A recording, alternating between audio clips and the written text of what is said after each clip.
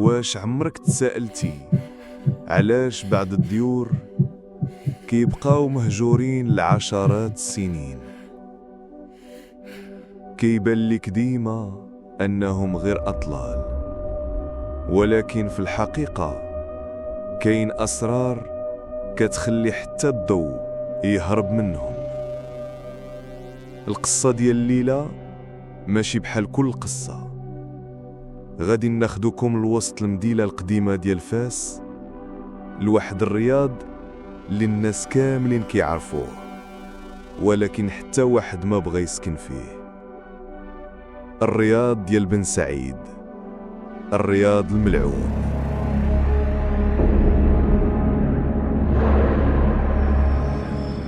في وسط المدينة القديمة ديال فاس، في واحد الحومة اللي كلها دروب ضيقة وزخارف على الحيطان، كاينة دار كبيرة سميتها دار بن سعيد.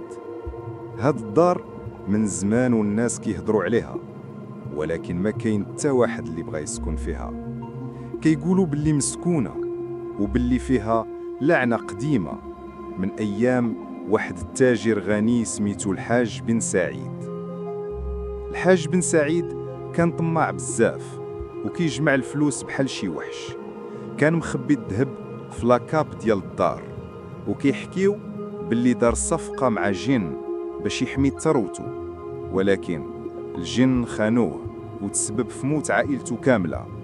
ومن ذاك النهار الدار ولات ملعونة. دازت قرون، وفي 2025 جا واحد شاب من كازا سميتو مراد، عنده 28 عام، قرا في الجامعة وكان كيحب يصور فيديوهات ديال الاكتشاف والرعب لقناته في يوتيوب. مشى عند خالته فاطمة اللي ساكنة قريب من دار بن سعيد. واحد نهار في الليل وهو كيتسارى في الدروب، شاف باب دار بن سعيد محلول شوية. الباب كان خشب قديم ثقيل مزخرف بالنحاس. الفضول خلاه يقرب، صور بكاميرته ومن بعد رجع للدار. ولكن ملي تفرج في الفيديو بان واحد ظل ديال المرأة لابسة جلابة بيضة كتحرك في الجردة، وهو متأكد باللي ما كان حتى واحد في ذاك اللحظة. سول خالته فاطمة وهي قالت ليه: مراد، هذيك الدار ما تقرب ليها، الناس كيقولوا باللي ساكنة فيها روح بنت الحاج بن سعيد، زهرة. كان شاك فيها وبغى يقتلها حيت لقاها كتهضر مع واحد شاب من الحومة. من تما روحها بقات حابسة في الدار، كتشد أي واحد يدخل. مراد ما خافش، بالعكس تحمس باش يدير تحقيق ويصور فيديو رعب يجيب المشاهدات. جبد كاميرته وصاحبو ياسير اللي من الحومة وشدوا البيل ومشاو في الليل.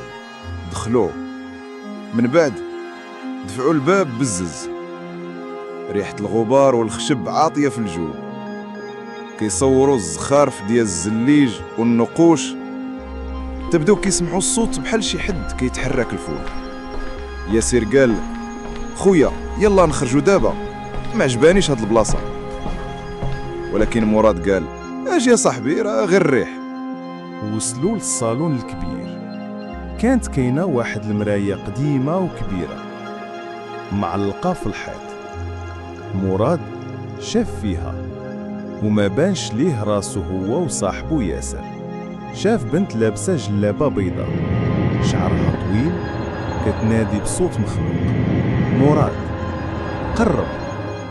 ياسر تخلى عليه وجرى، خلى مراد بوحده. مراد وهو كيرتعش صور المرايه. فجأة سمع صوت باب لاكاب كيتحل بوحده. هبط بالحيطة، لقى صندوق خشب مغبر. حلو ولقى ذهب ومجوهرات، وفوقهم ورقة مكتوب فيها: اللي يدي من هاد الذهب غادي يخلص بروحه. ضحكت مرا دازت من وراه، دور ما كان حتى حد، ولكن حس بواحد اليد باردة شدات كتفو. جرى مراد لبرا، الكاميرا في يدو، وصل لدار خالته وبدل حوايجو وهو كيعرق. جلس يتفرج في الفيديو، وكانت المفاجأة: زهرة كتبان في المراية وكل مرة كتقرب أكثر من الكاميرا. وفي الأخير بان فيديو خطير. مراد باين هو ناعس في بيت خالته بحال شي حد كان مراقبه، مع أن الكاميرا كان شادلة في الرياض. من داك النهار مراد ولا كيسمع الخبط في باب غرفته كل ليلة، وضل بنت كيبان في المراية. حاول يهرب ويرجع لكازا، ولكن في الطريق طونوبيل وقفات في وسط الطريق خاوية في الليل. قدامه زهرة واقفة لابسة جلابة بيضة، شعرها مخبل، كتنادي بصوت عميق: مراد جي عندي. ومن داك النهار ما شافوهش. خالته فاطمة كتقول آخر مرة شافته كان خارج من الدار كيهضر مع راسو، ودار بن سعيد باقية واقفة في المدينة القديمة وبابها كيتحل بوحدو في الليل. الناس كيقولوا باللي زهرة ما زالت كتسنى شي حد جديد،